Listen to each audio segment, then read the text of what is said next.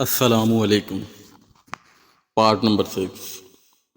سن 760 تا 770 ہجری تک تیمور کی زندگی زبردست جنگی مہمات میں گزری۔ گھوڑوں کی ٹاپیں، تلواروں کے ٹکرانے کی جھنکاریں، آہو پکار، للکاریں، نعرے اور خون کے فوارے اس کے شب و روز کا حصہ بنے رہے۔ مسلسل 11 سال تک یہی سلسلہ جاری رہا۔ ان مہمات میں تیمور نے بڑے پیمانے پر علاقے فتح کیے اور خوارزم ماروال نہر سمیت ایک وسیع علاقے تیمور کے زیر نگیں آ گیا۔ انہیں 11 سالوں کے دوران پیش آئے بڑے معرکوں میں سے ایک تاشقند کی جنگ تھی، جس میں تیمور کا بایاں پاؤں ہمیشہ کے لیے بیکار ہوا اور وہ باقی عمر اس پاؤں کو گھسیٹ کر چلنے پر مجبور ہو گیا۔ تیمور نے تاشقند کو جب پہلی بار فتح کیا تو اپنے ایک بھروسہ مند افسر محمد غولوک کو وہاں کا نظم و نسق سونپ دیا۔ تاہم غولوک نے بہت جلد بے شمار دولت اور فوج جمع کر لی اور خود سر بن گیا۔ وہ بغاوت پر اترا اور تیمور کو تاشقند پر دوبارہ قبضہ کرنے کے لیے مجبور ہونا پڑا۔ یہ سن 768 ہجری کا واقعہ ہے، جب تیمور نے اپنے 70,000 سپاہیوں کی فوج کے ساتھ تاشقند کا محاصرہ کر لیا۔ تاشقند کے گرد حفاظتی دیوار موجود تھی۔ جنگ سے قبل تیمور نے اہل تاشقند کو پیغام بھجوایا کہ وہ خود ہی غولوک کے خلاف اٹھ کھڑے ہوں اور اس کے اقتدار کو ماننے سے انکار کر دیں، مگر ان کی طرف سے کوئی خاطر خواہ جواب موصول نہیں ہوا۔ تیمور نے تحقیق کروائی تو پتہ چلا کہ تاشقند زیر زمین سرنگوں کے ذریعے باہر کی دنیا سے منسلک ہے۔ چنانچہ اس نے اپنے سپاہیوں کو ہدایت کی کہ وہ تاشقند کے حصار کی بنیادوں تک نقب لگائیں۔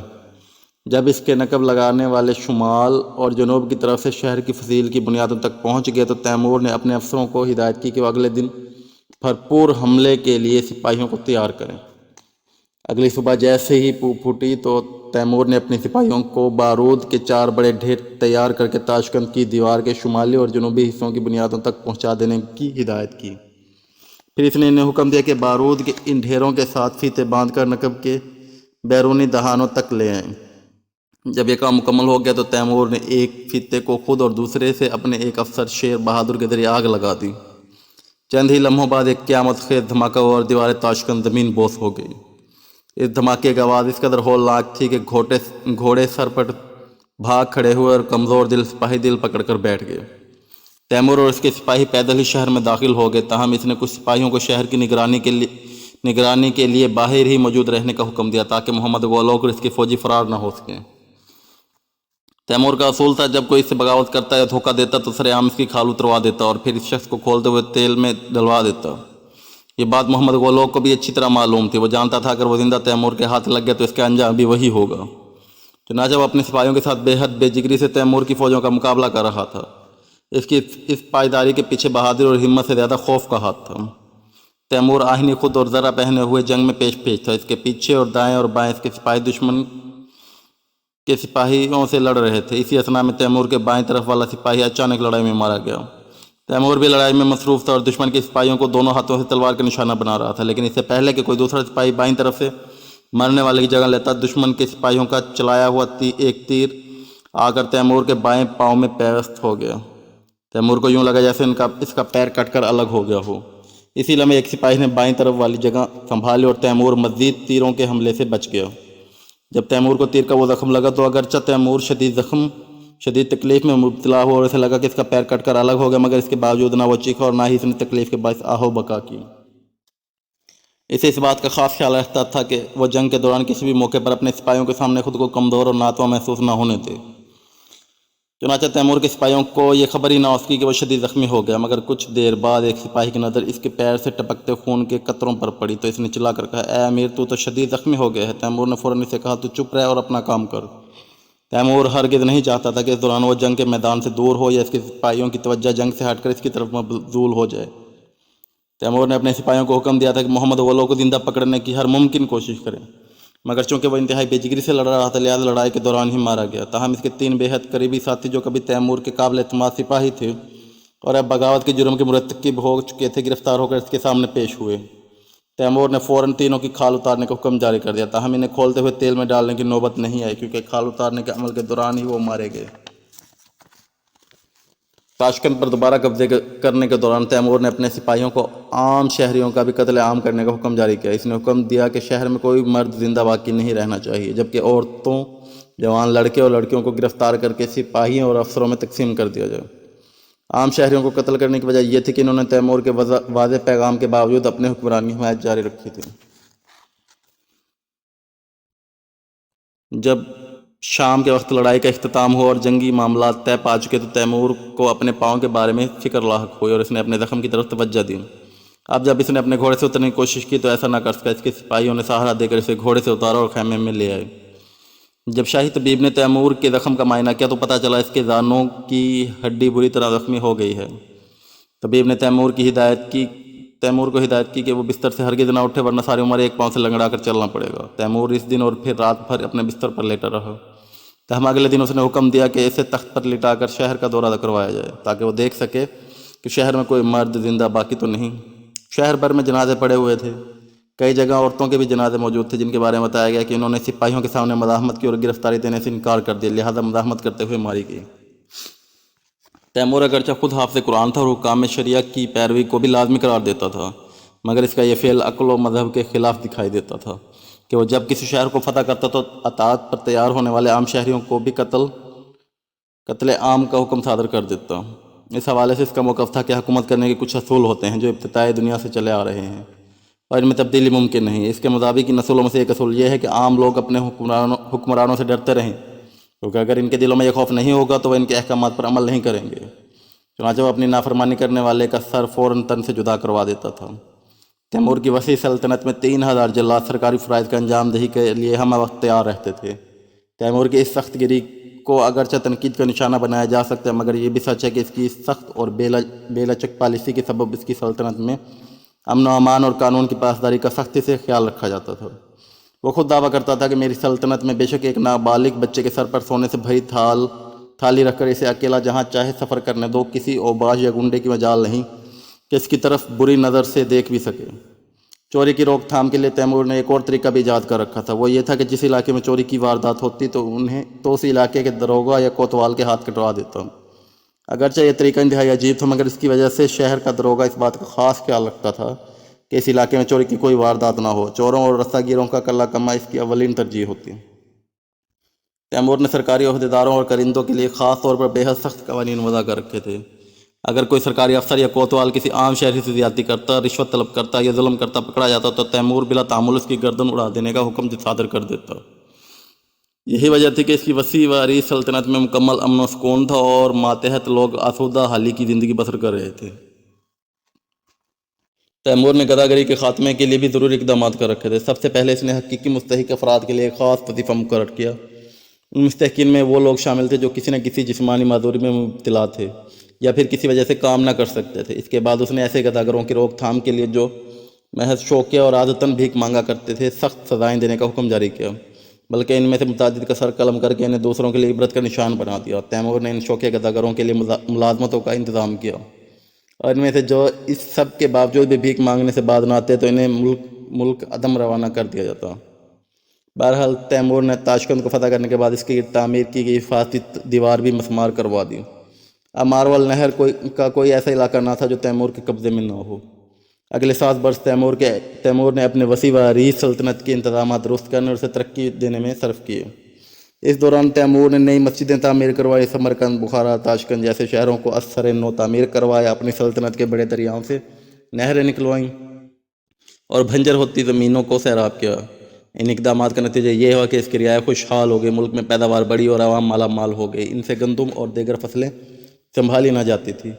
ملک میں خوشحالی کا اثر خود تیمور پر بھی پڑا اور اس کے اندر عیش و آرام کا جذبہ زور پکڑ گیا۔ اس وقت تک وہ پہلے ہی 2 شادیاں کر چکا تھا، ان 7 سالوں میں اس نے 2 مزید شادیاں کر لیں۔ اگرچہ مسلمان ہونے کے ناطے وہ 4 سے زیادہ شادیاں نہیں کر سکتا تھا، مگر اس نے اپنے عقیدے کے مطابق بہت سی عورتوں کو اپنے حرم میں داخل کر لیا جنہیں وہ جاریہ کا نام دیتا تھا۔ تیمور کا عقیدہ تھا کہ شریعت میں مردوں کو اجازت حاصل ہے کہ وہ جتنی چاہیں جاریہ اختیار کر سکتے ہیں۔ ان 7 برسوں کے دوران تیمور نے دنیاوی نعمتوں، خوبصورت عورتوں اور عیش و عشرت کے درمیان زندگی بسر کی، جس کے باعث وہ اپنے سابقہ معمول اور اصولوں کے برعکس سستی اور کاہلی کا شکار ہو گیا۔ تاہم اس نے اپنی سلطنت کو آباد کرنے کے لیے بھرپور اقدامات کیے۔ یہ اس کی عمر کے 33 سے 41 سال کا درمیانی عرصہ تھا جو حقیقتاً اس نے عیش و عشرت میں بسر کی۔ ان 7 برسوں میں خوش ذائقہ کھانوں اور خوبصورت عورتوں کی صحبت نے تیمور کو اس قدر کاہل بنا دیا تھا کہ وہ اپنی جنگی جنون کو یکسر فراموش کر بیٹھا۔ وہ شمشیر زنی نہ کرتا، تیر نہ چلا سکتا تھا اور گز پھینکنے کا ہنر بھی بھول چکا تھا۔ جنگی مشقیں اس نے چھوڑ دی تھی اور جن باتوں پر وہ کبھی دوسرے حکمرانوں کی تنقید کا نشانہ بناتا خود انہی کا شکار ہو گیا۔ اپنی عادتوں میں مبتلا حکمرانوں کو وہ شکست فاش دے کر ان کی عظیم سلطنتوں کو تباہ کر چکا تھا، مگر اب خود خواب غفلت میں کود چکا تھا۔ اگر اس دوران کوئی حکمران حملہ کرنا چاہتا تو بآسانی تیمور کو شکست فاش دے سکتا تھا۔ اگرچہ ان 7 برسوں کے دوران تیمور کا زیادہ وقت عیش و عشرت میں بسر ہوا، مگر وہ دینی واجبات کی ادائیگی کو ہرگز فراموش نہ کرتا تھا۔ نماز ادائیگی سے ادا کرتا، رمضان کے روزوں کی پابندی کرتا اور اس بات کا خاص خیال رکھتا کہ صبح جب سو کر اٹھے تو ناپاکی کی حالت میں نہ ہو۔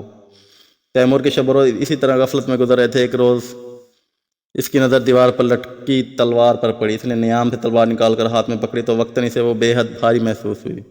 اس نے وہی تلوار بائیں ہاتھ میں تھامی تو اسے اور بھاری لگی۔ اس کے ذہن میں خطرے کی گھنٹی بج اٹھی۔ اسے یاد آیا کہ چند برس پہلے یہی تلوار اسے اپنے دونوں ہاتھوں میں لکڑی کے کھلونے کی طرح ہلکی پھلکی محسوس ہوتی اور آج وہ وزن میں بے حد بھاری محسوس ہو رہی ہے۔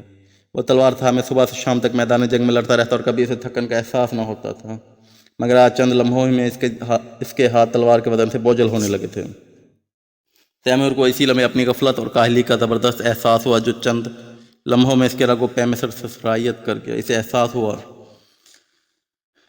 کہ وہ دنیاوی نعمتوں کے چکر میں پڑ کر ایک سپہ سالار سے عیش پرست حکمران بن چکا ہے۔ اس کی سستی اور کاہلی کی ایک وجہ اس کے ایک پیر کا بیکار ہو جانا بھی تھا۔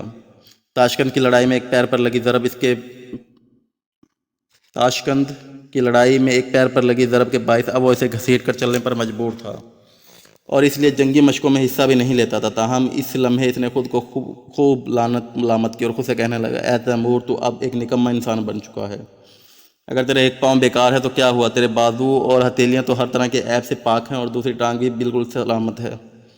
پھر تو شمشیر زنی اور نیزہ بازی سے دور کیوں ہے؟ کیا تو نہیں جانتا کہ جو حکمران اپنی فوج کے معاملات سے بے خبر رہتے ہیں انہیں بے خودی تباہی کی راہ پر لے جاتی ہے؟ کیا تو نے یہ حقیقت فراموش کر دی کہ جو حکمران تیرے ہاتھوں اپنی سلطنت کھو بیٹھے وہ دراصل انہی عادات میں مبتلا تھے جس میں آج تو مبتلا ہے؟ اے خواب غفلت کے شکار انسان، آنکھیں کھول، تاریخ اپنے آپ کو دوہرا بھی سکتی ہے اور تو دوسروں کی طرح عبرت کا نشانہ بھی بن سکتا ہے۔ اے تیمور، یاد کر وہ وعدے اور خواہشیں جو تیرے سینے میں پلتی تھی، وہ عہد جو تو نے خود سے باندھے ہوئے تھے کہ ساری دنیا میں بس تیری حکمرانی ہوگی اور تیرا سکہ چلے گا۔ حیرت ہے تجھ پہ کہ تو اپنے جد امجد چنگیز خان جتنا علاقہ بھی فتح نہ کر سکا جس میں تجھ سے بہت کم صلاحیتیں تھی۔ افسوس کہ خدا نے تجھے چنگیز خان سے بڑھ کر صلاحیتیں دی، مگر تو نے انہیں فراموش کر دیا۔